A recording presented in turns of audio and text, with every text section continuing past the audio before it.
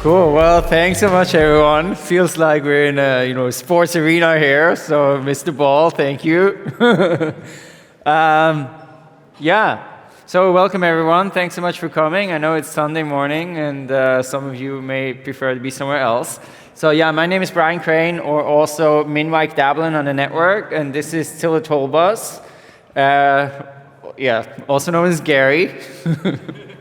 Who looks very friendly and ready to go. So we're going to talk today about Red Horizon and what we've been working on. And sort of the theme of the presentation is a little bit about how to make Urbit onboarding really easy. And we've done a lot of progress on this. So yeah, first of all, what's our mission at Red Horizon? Our mission at Red Horizon is that we really believe in this idea of like personal servers where people have a lot more control over their data, over their computing, over the sort of things they're doing in their digital life. And we see Urbit as a great path for that. But for this really to work, we do need it to be easy for people to run their personal servers. And that's what we're trying to do, is to make it just really easy for users and for developers to get people to use applications that are built in this way. Yeah, and today we're going to talk a little bit about basically two things that we've been doing there. But first, a little bit about the history. So I've been interested in Urbit since 2017. So one of the things I do is I also started this podcast called Epicenter, which has been running for a long time now, around 10 years. And in 2017, I did an episode with Galen. Somehow I'd heard about Urbit, and I did the episode with Galen about Urbit, and I was like, this is very cool. And my co-founder at Course One, who's also my co-host at the podcast, we bought a few stars, and we were kind of like, oh, this is cool, I wonder what happens.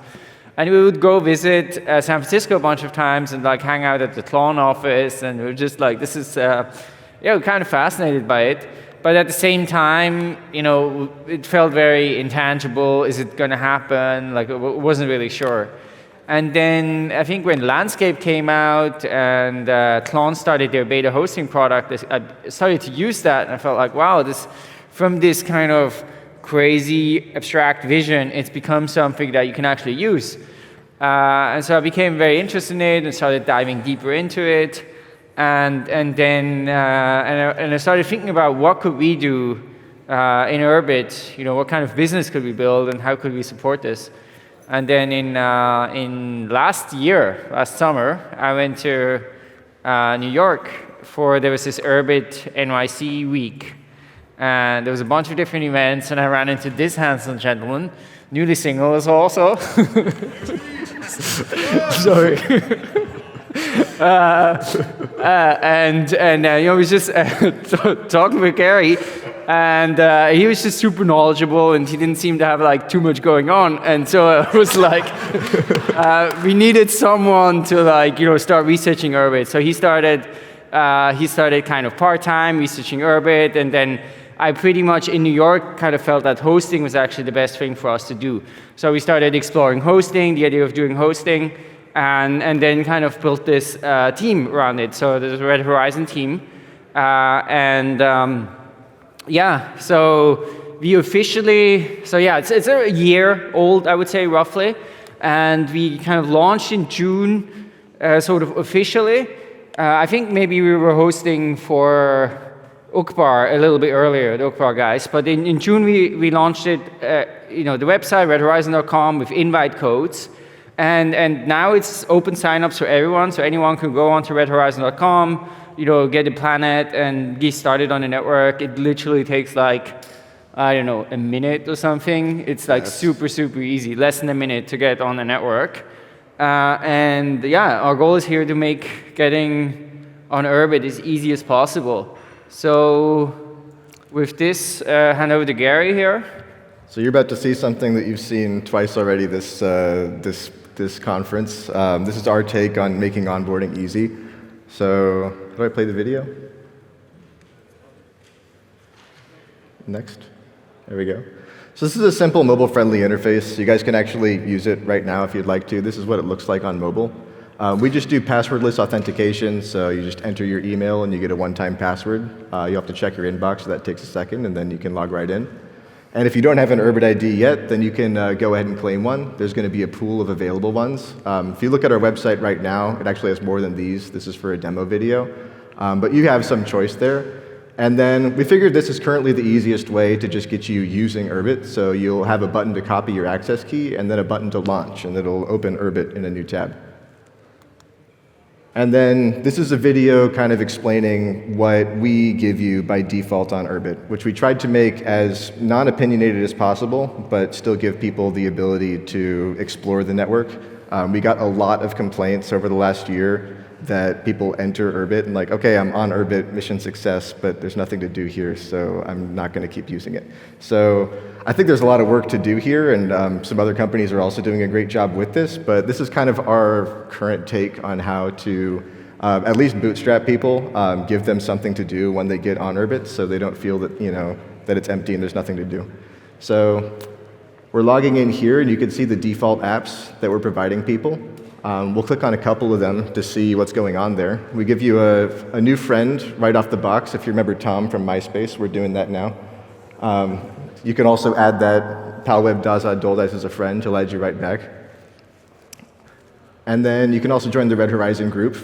It's important, I think, to be in a group. You can click on people's names, see what groups they use, and just begin making connections, because you need something to start if you want to, get to know people on Urbit.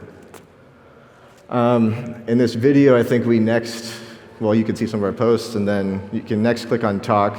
I actually don't know why we put that in the video, because that's actually totally empty. We don't start you off with a DM. And then we also have an app store. So this is a new launch that we're making. And this is something that we just came out with, and actually there's a lot of ideas I have for how to improve this, but right now, I don't know. The Portal guys, I don't think, took that job so seriously. The last time I saw their app, there wasn't even an app store. It was more like Twitter. So nobody's really doing an app store right now. We thought, we might as well make one. So we did this for a hackathon, and I think we're planning on maturing this and making it something that, could actually be a really nice repository to find other people's work. And these are the apps that I took from, what was installed on my Urbit, and some people on the team as well just kind of collaborated and said, what could we get started off with? But I realize a lot of people are building stuff right now that probably should be on here. And because there's no other app store quite like this, we kind of need to hear from people to see, what should be on here. So please come and talk to us. If you're building an app and you want to share it with Red Horizon users, we would love to include you. So definitely help us improve that. And rumors. And we bootstrap these rumors. That's the reason for the greatest Urbit app. we didn't want to show you the rumors on the screen, but that's why we give you a free friend, so that when you get started on Urbit, you can also have some rumors. So you're welcome. Yeah. So from the beginning, we saw.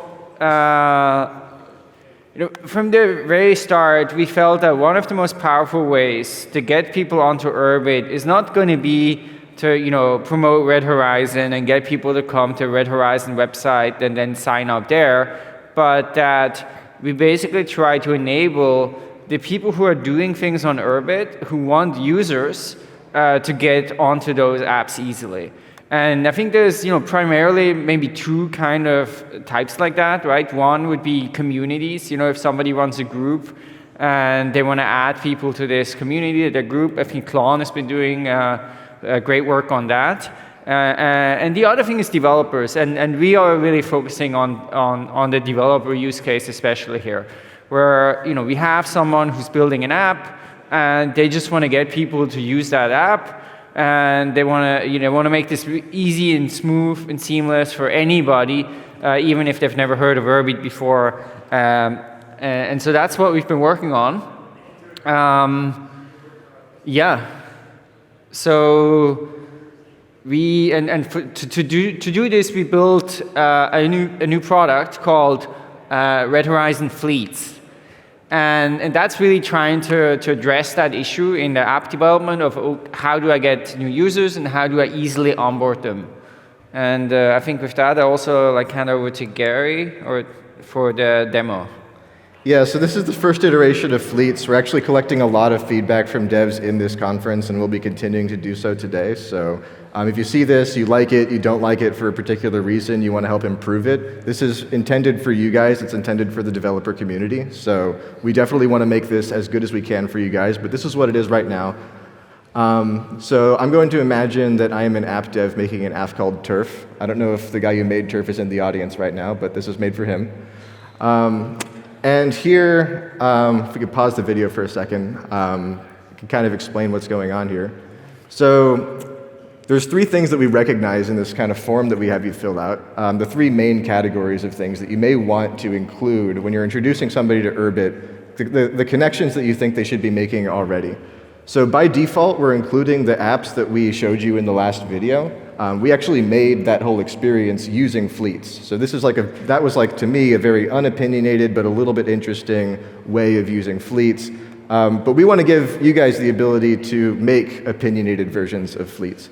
So here you can see all these apps that we include by default, but obviously there's an X button. You can remove them. You're not required to keep any of these. You can construct whatever Urbit experience you want, and then you can add your app to it.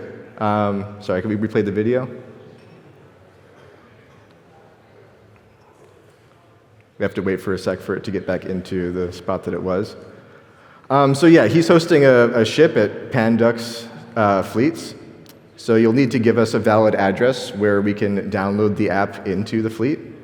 And you can also include groups, and you can also include pals. The pals thing I felt was necessary because some people are making truly decentralized apps. And in that case, if you make that, people need to make connections to get started. So something to bootstrap them with. And we actually suggest that you use the same palweb dazad-doldice, which will reciprocate any friend request. This is a great way to make gossip apps. You have a centralized bootstrap node, but you're not required for that to exist to be able to use the app. It's just to make things easier. So this is the fleet constructed. We could see that the creator of Turf requested a fleet of 50. These requests have to be approved. There has to be kind of some sense that the ships that you're requesting will go to use. If we believe that they will go to use, we will approve it. And then after approval, you get a page that looks like this. So the most important thing here, we remind you what you built, and then we give you a link and an email form. The email form sends a link to an email, but the link is something that you can put on Twitter or wherever you like, your bumper sticker maybe. And then you see the same onboarding experience that we had before. So this same kind of what everybody's doing now, get on Urbit in 2 seconds, this is now something that developers have for their own products. So you want to build an Urbit product, you don't want to build a hosting outfit to make that available. We kind of have it hooked up to where if you can tell us the name of the app and where it's located, then you get the same thing. If you're building a product on Urbit, you want to onboard people instantly, this is how it is. This guy is using Turf, he's walking around, he says, hello world down here, it works. And this is his first action on Urbit. Probably took him about a minute to do that. So this is something that you as a developer can offer to your users by using Red Horizon Fleets.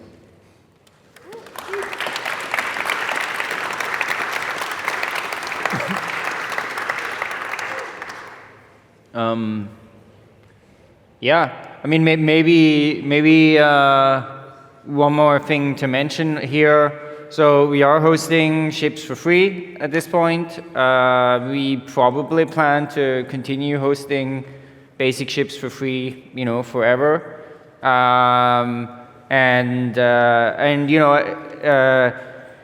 We are, probably down the line there will be some kind of, premium offerings. But what those look like, that's unclear. But yeah, so I think there's no cost for a developer to use this. I think this, we don't have this in the slide, but I think when we started working on it, we spent quite a bit of time thinking about how to do it. At Chorus One, right? We have long been sort of focused on bare metal, and so we took the same path here, and I think that's really allowed us to maybe with some other choices to dramatically lower the hosting costs. So I think we'll be able to scale this really well. And so even if developers start growing and getting a significant amount of users, we plan that we can support that kind of growth. So yeah, that's it basically. So yeah, thanks so much for listening.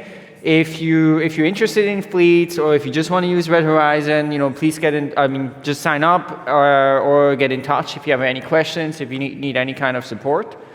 Yeah, I'm excited to see what you guys are all going to do and what we can do together in the next year, and how we can get a lot more people and a lot more apps running on Urbit. So thanks so much, everyone.